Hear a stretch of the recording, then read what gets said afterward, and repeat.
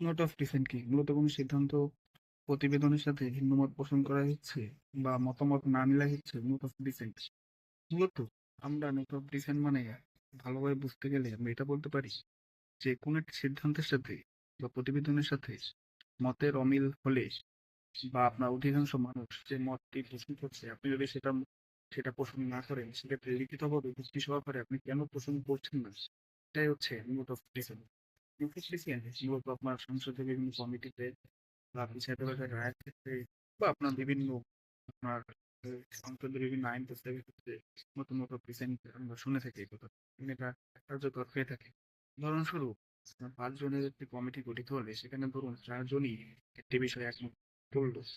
কিন্তু আপনি একজন সে বিষয়ে মতামত পোষণ করলেন না বাকি ৪ জনের মতামতের সাথে এবং আপনি ভিন্ন মত পোষণ করলেন।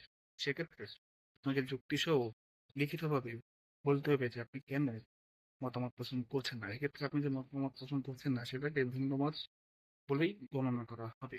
এই নোট অফ ডিসেন্ট এটা কিন্তু গণতান্ত্রিক ধারায় বেশ ভালো একটি উপায়। কারণ সবাই যে সবকিছুতে একমত পোষণ করবে সেরকমটা না। আবার এট দ্য সেম টাইম খামখেয়ালিভাবে যে কেউ একমত পোষণ করবে এরকমটাও গণতান্ত্রিক সমাজকে বা গণতান্ত্রিক ধারাকে ব্যাহত করে। ফলে আপনাকে নির্দিষ্ট কারণ লিখে লিখে জানাতে হয় যে আপনি কেন একমত পোষণ করছেন না।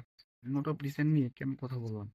মূলত ওই যে জুলাই সনদ পেয়েছে সেখানে কিন্তু কিছু কিছু বিষয়ে বিএনপি নোট অফ ডিসেন্ট দিয়েছে। তারা এই বিষয়টির সাথে লিখিতভাবে বা কার্যকরভাবে একমত পোষণ করছে না এবং তারা তাদের এই টার্মে সেগুলা বাস্তবায়ন করতে দায়বদ্ধ থাকবে না। অর্থাৎ তাদের যে বাস্তবায়ন করতে হবে এরকম কি নয়। মূলত দুটি বিষয় আমি এখানে বলতে পারি। একটি হচ্ছে যে উচ্চকক্ষ গঠনের ক্ষেত্রে কিন্তু বিএনপি নোট অফ ডিসেন্ট দিয়েছিল। কেন?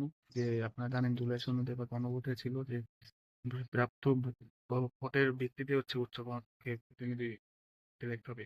কোন দল কতটি আসন পাবে ১০০টির মধ্যে। কিন্তু বিএনপি এখানে বলেছিল যে তারা চায় নিম্নকক্ষে কতটি আসন পেল দলগুলা তার অনুপাতে যেন এটা নির্ধারিত হয়। এর ফলে যেহেতু মতের মিল হয় নাই বা বেশিরভাগ দলই তারা চেয়েছে যে ভোটের অনুপাত হোক, কিন্তু বিএনপি চায়নি। সেক্ষেত্রে তারা এখানে নোট অফ ডিসেন্ট দিয়েছে। এছাড়াও আরো একটি পয়েন্টে বিএনপি নোট অফ ডিসেন্ট দিয়েছে, সেটা হচ্ছে যে দলীয় প্রধানই কি সরকার প্রধান হতে পারবে। ক্ষেত্রে আপনার অন্যান্য দল, অন্যান্য বা মতের মানুষ তারা কিন্তু আপনি বলেছিল যে আহ, দলের প্রধান এবং সরকার প্রধান ভিন্ন মানুষ হবে। যে বিএনপি কিন্তু এখানে নোট অফ ডিসেন্ট দিয়েছিল। সো এই নোট অফ ডিসেন্ট কিন্তু আমাদের বুঝতে হবে। আমরা অনেকেই অথবা ভাবছি যে এখন জুলাই সনদ বাস্তবায়ন হবে কিনা, তবে আগে থেকে কিন্তু বিএনপি কিছু কিছু বিষয়ে নোট অফ ডিসেন্ট দিয়ে রেখেছে।